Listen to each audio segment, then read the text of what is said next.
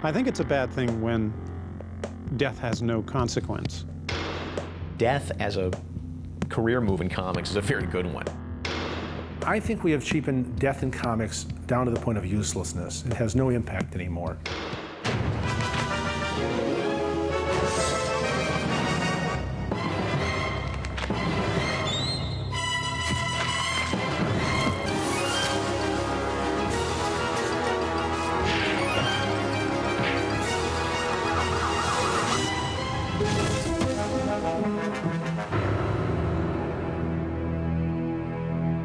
Like the mythological heroes of ancient times, comic book characters seem to walk the line between mortal and immortal. They're simple adventure characters, but at the same time, they can symbolize so much more.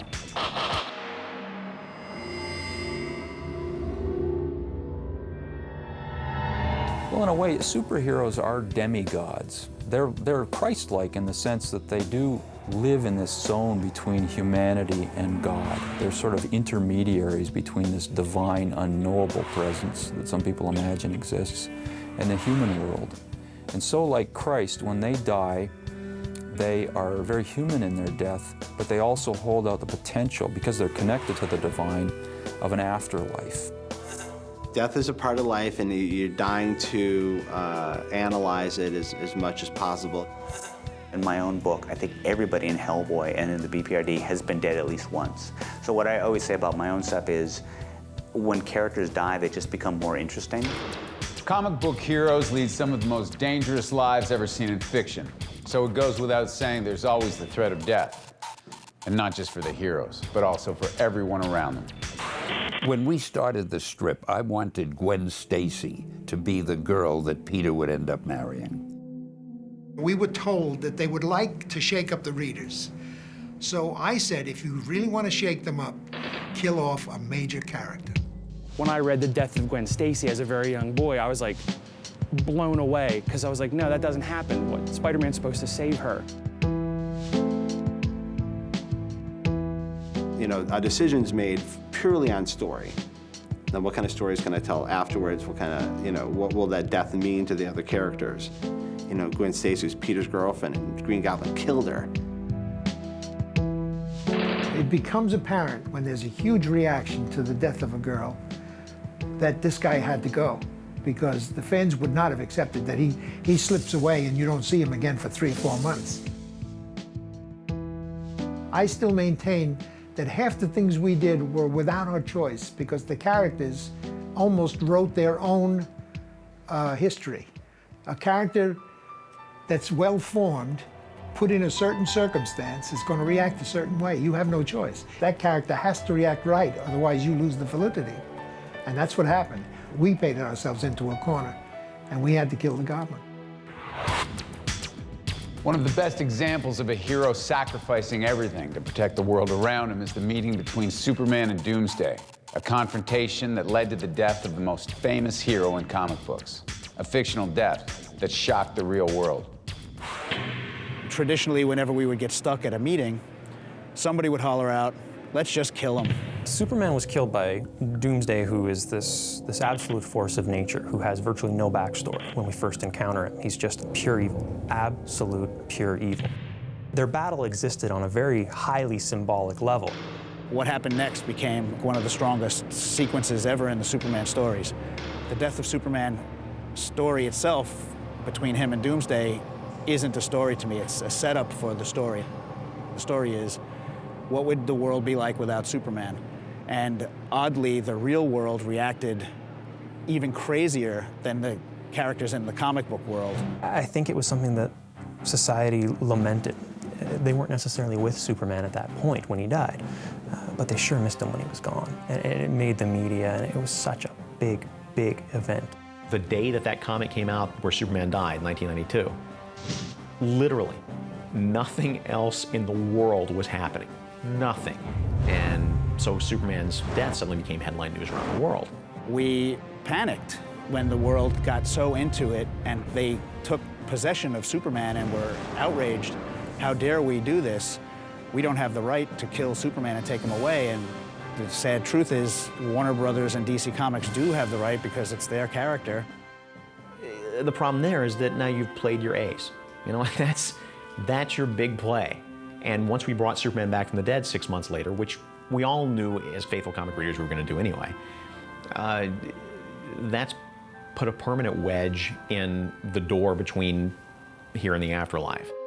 In a sense, it's like the people weren't behind the ideas that he symbolized, but when they were gone, it became absolutely profound, and they needed them back desperately.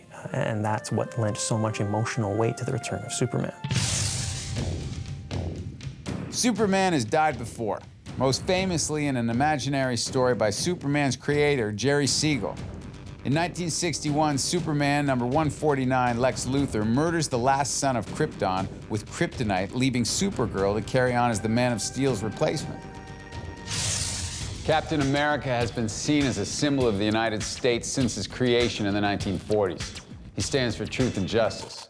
And at a time when America needed heroes and symbols to look up to, Captain America was murdered. The way the Red Skull pulled it off is rather complicated. It's kind of a Manchurian Candidate kind of a take on it. But I always knew that the person behind it had to be the Red Skull. I remember when the death of Superman happened and I ripped one of the bags open and read the book and I was like, Lex Luthor doesn't kill him? It just didn't make any sense. Like, how can you have Superman die and Lex Luthor's not responsible? So I just knew it had to have, you know, Captain America-centric kind of interest in it. I think people had seen it at Marvel, a few people had seen it and thought, oh, this is really cool. And then at some point, Jeff Loeb saw it. I'm like, what? And they were like, yeah, I mean, that's what happens after the war. Everyone had been so focused on Civil War that they didn't really embrace this notion that we were going to be the biggest story since the death of Superman. That the death of Captain America during the Iraqi war was going to be news. It was a courageous thing to do, and it also gave the feeling that there's some reality to this, that this isn't just silly stuff. I mean, my gosh, one of the people could die. We did a panel in Seattle right after his death. A woman stood up and said, who are the soldiers in Iraq supposed to look up to now that you've killed Captain America? Totally serious. When I got like an email from vets, you know, or from soldiers in Iraq, it was kind of weird. It was like, wow, you know, I wrote it back and I said, well, just keep reading the book, guys. You know, it's still about Captain America. But it was just like, you know, Captain America is not a real person actually fighting anything, right? Like, it's a comic book, but to people who look at that as the symbol, to them, you just took something away from them. Death in superhero comics can range beyond the loss of a single life. There are events where hundreds of billions of people are simply wiped out. DC's universe had become too confusing and needed to be simplified. The best way to do this was to eliminate entire galaxies of people. Proof that there is something more powerful than any superhero. The editor. I hated Crisis when it came out, and it still makes my head hurt a little bit. I think that there was something very useful about killing off parts of the DC universe at that point. It had gotten very complicated. It was very inaccessible to new readers. Comics, in terms of serialization, are completely unparalleled. We don't have any stories that go on as long as they do. And I think the unique problems that come out of that continuity were addressed in this tremendous climactic moment with the Crisis on Infinite Earths. There were multiple versions of Superman because there was an Earth 1 and an Earth 2, which was the original Superman, but why it was Earth 2, I don't know, since he came first. Then there was an Earth 3, and there were all these other Earths, and there were all these different characters.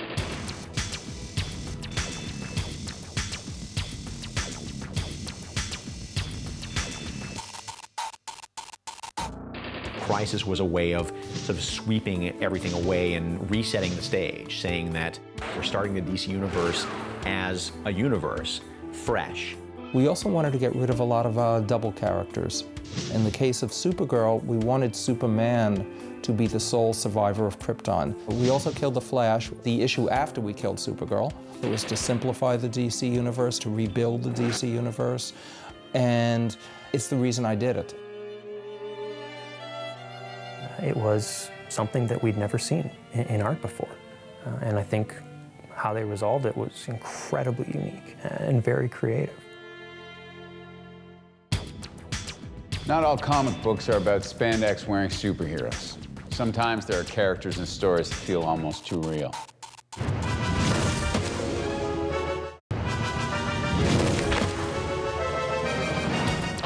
Not all comic book characters can easily walk back and forth between life and death. And not all creators find it so easy to end a character's life. It is not easy to kill a comic book character.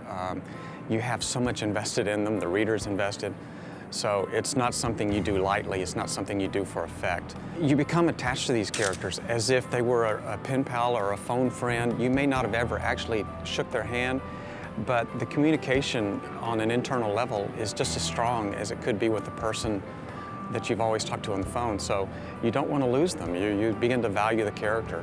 People are always drawn to human elements in stories, and whenever you can relate to a character in a story, it becomes effective. And I think it was an area of the comic book market that wasn't being attacked. And I think he saw that and decided to put more real-life stories and real-life issues into this comic book so that people could really relate to his comic. When I started the series, the first thing I took on was AIDS. I wanted to show the story of the impact on people, not statistics, not advice. I just wanted to show the toll that it takes on people. That I didn't feel like there was enough of those stories out there. And the first thing we began addressing was, here's a character with AIDS, and they're not going to make it. And what is that like for everybody that loves that character? It is very strange to write their demise. When I did do that in my series, I really focused on the fact that, well, these things happen. There's no way around it. And there is a good way and a bad way to deal with it. And it's not the end. Dying is not the worst thing that can happen to you. Jaime Hernandez is one half of the writing team that produces the comic book Love and Rockets, a very grounded book about love and relationships. His story, The Death of Speedy, illustrates a death in comics that is very real and very human. When I did The Death of Speedy, all I knew at first was I wanted to kill someone. I knew it wouldn't matter to anyone if it was somebody I made up fresh for that story, because you wouldn't care about him because you didn't know the person. It had to be someone that you knew. And sorry, Speedy was the victim. You know, I go, you're dying, guy. You know, what, why me? You know, I was like, sorry, man, you're elected. The characters participate in certain gang activities. And the greatest thing that I can liken this to is Romeo and Juliet, which is fundamentally, when it starts, it's a comedy. You have all these characters who are youthful. It's a story of hormones. It's a story of having fun. And the gangs are just sort of a way of life. And then Mercutio dies. And all of a sudden, Shakespeare's probably most famous play goes from becoming a comedy to becoming an absolute tragedy. This is exactly what happens with the death of Speedy. This is a key character that one feels strongly about. A lot of the feelings one has mostly come through the other characters in the story. And it's a death that happens completely off-panel. One doesn't see him die. It is not a dramatic death, but it is the effect of this death and the build-up to it with the story itself, titled The Death of Speedy Ortiz, something one knows is coming from the beginning and then does not end up seeing. Ends up being one of the most powerful stories of that generation of comics. I think the only thing I had in the Speedy, besides that I knew he was going to die, was that I wanted to do the very ending where he comes back as a ghost. That happened to someone close to me. One day they woke up and their boyfriend was telling them in the middle of the night, saying, "Don't worry, everything's gonna be okay." And the next day she heard he died in an auto accident. Beautiful ending. It's just the sense of haunting, the sense of that he's gone, but his spirit still has some sort of place in this world, which of course it does. The death of Speedy haunts Love and Rockets for the rest of the series' first run. It's something that weighs heavily on their mind, very similar to the death of Gwen Stacy in Spider-Man. It affects the world. Strange Adventure number 205 ushered in the arrival of a very special hero to the DC universe, Deadman. Former circus acrobat Boston Brand dies in the first issue and spends his afterlife trying to find out the identity of his killer. There is one man that comic book superheroes fear more than anyone else: Jim Starlin.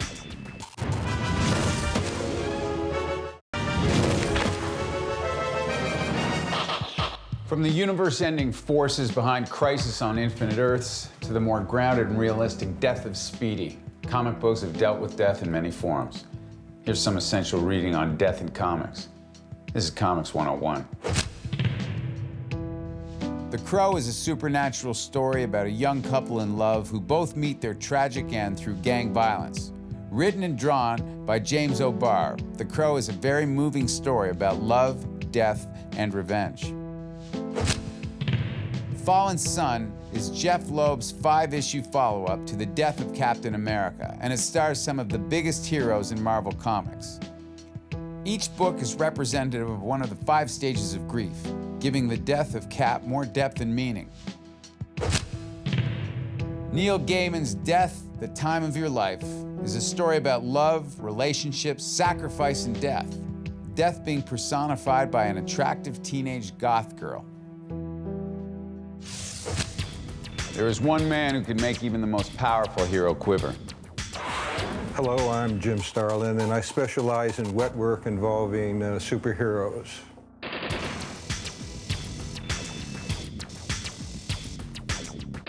Jim Starlin is kind of your go-to guy if you want to kill a mainstream superhero comics character. He ended the Warlock serial that he did by killing off Warlock. A few years later, he did the first big Marvel graphic novel, which was The Death of Captain Marvel. Shortly thereafter, he was the writer who was involved in killing the second Robin.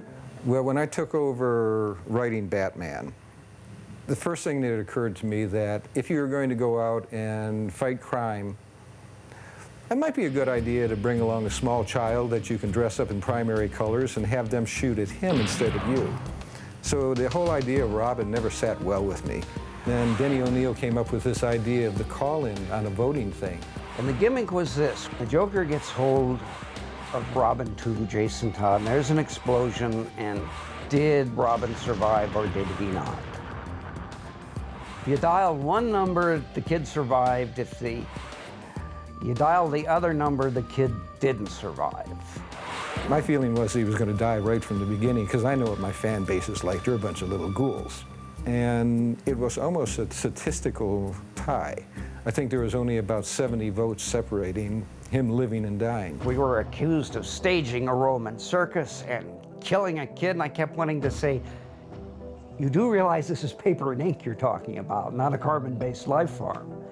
And suddenly the merchandising department realized that they had all these lunch boxes and pajamas and all these things with Robin on it. And so suddenly the whole idea was Jim's idea. And that was pretty well the end of my time working up there for a while. Though Jim Starlin has had a long career in comics and has brought many a character to their end, there is one story he wrote that changed comic books and made people see these heroes in a different light. Captain Marvel died of cancer. The reason that happened, and I had been planning all these other endings for that particular story, such as the bombs and the bullets and that. But my own father passed away from cancer, and this was sort of my way of working through therapy on it. Instead of paying a shrink, I got paid by Marvel to write a story about it instead. The thing that was always sad to me in comics was when somebody killed a character well and then somebody else brought him back. If you kill him really well, I'd kind of like to see him stay gone, because nothing to me is better than a great ending. And you know, Jim Starlin killed Captain Marvel with cancer, and it was beautiful. And I said, man, keep him dead. It was such a beautiful wrap up to the character. He deserved to die fighting, and he didn't. He died from something that kills so many of us every single year, that it really brought a lot of humanity to comics. And it also, at the same time, spoke to people who were dealing with cancer, who wanted to go past it. But it's something that you can't fight. It's something that you can't defeat. And that even this tremendous superhero couldn't beat it. I mean, his strength was not sufficient enough. He didn't have the right tools. I think a lot of people really felt resonance with that. I could see that obviously Starlin had been through something with someone dying himself because it was too real. The idea of Captain Marvel going through a death by cancer was ridiculous, but at the same time there was true emotion in it because I think Starlin was actually talking about something that happened to him, you could tell. So yeah, I mean, I was in two minds of that. I thought it was a terrible superhero story, but a great story. She just had written about his dad or his granddad, whoever it was that had affected him in that way. It sold so well for Marvel that nobody could actually get down on us for what we were doing. Some of the other editors who were up there started finding out what we had done, and they were horrified by the cancer aspect of it. By then it was too late. We were at the printer, and there was nothing much they could do about it. Showing that a superhero could be felled by something that we deal with in ordinary life, it really created a connection between reader and artist in a way that I think, particularly immediately after the death of Captain Marvel, haunted the comics. And all of a sudden, these people were far more human. These people in tights were far more human. Death is as much a story device as marketing tool. So, does death in comics have any meaning at all anymore? You have a book that sales have flattened on, kill the character. It creates interest, it generates, you know, all kinds of ire, or, you know, people are happy, they're sad about it, and there's discussion, and the book gets attention. But nobody dies in comics. They all come back. Gosh, I remember when I was a kid, Marvel characters, when they died, they stayed dead. When I was a kid, Gwen Stacy, dead, stayed dead. Adam Warlock, dead, stayed dead. Captain Marvel, dead, stayed dead. And nowadays, the characters have been brought back so much that the impact of killing them. The afterlife in all comics has a giant revolving door on it, so nobody's dead forever. As a matter of fact, the turnaround time is getting faster and faster, it seems like, between killing guys off and resurrecting them. I think it's a bad thing when death has no consequence anymore. Death really should be the last card you play, and it should have a lot of weight. Superheroes die and come back all the time. But among those grave-hopping heroes, there are stories that stay with us for the rest of our lives. Sometimes in comics, death is a character you cheer for, even though you know you shouldn't. The only person who hasn't come back is Uncle Ben, Peter's Uncle Ben. He will come back as a flesh-eating zombie eventually, I'm sure, but that would be the end of comics. That would be nothing. There's no stories left to be told. We're done. They're closing up shop. Print media is over with. That's it.